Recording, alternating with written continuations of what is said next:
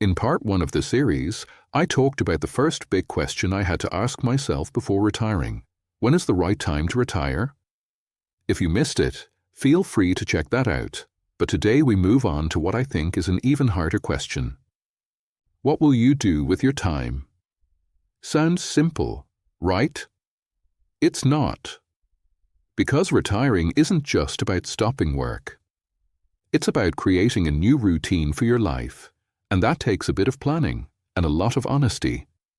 Here's the reality I faced. For over 30 years, my life was structured by work, commutes, meetings, deadlines, problem solving. Whether I loved it or hated it, it shaped my days. So when that disappears, what takes its place? Let me be clear, I'm not talking about just filling time with housework or hobbies. I'm talking about purpose.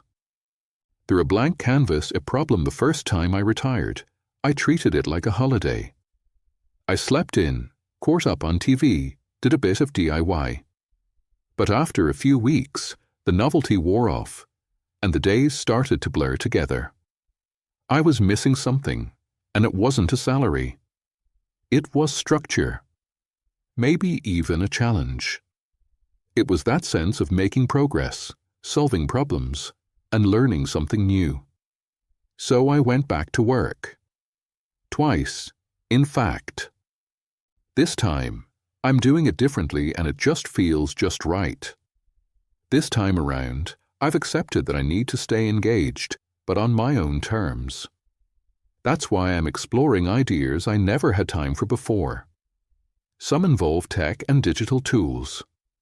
Others are creative. Some are even outdoors. I've set myself a challenge to learn a number of AI tools, a language in Spanish, and finish 3 quite sizable DIY projects around the house. I've never been happier, and retiring in the spring or summer also made a real difference. All these things have one thing in common. They give me something to aim for.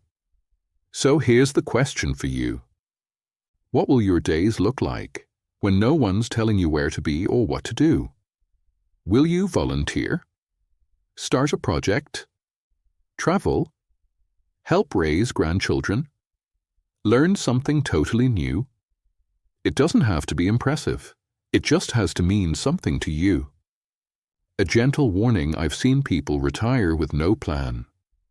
And what starts out as freedom quickly turns into boredom, or even depression. That's avoidable. It's not about being busy. It's about being intentional. You don't need a 5-year roadmap.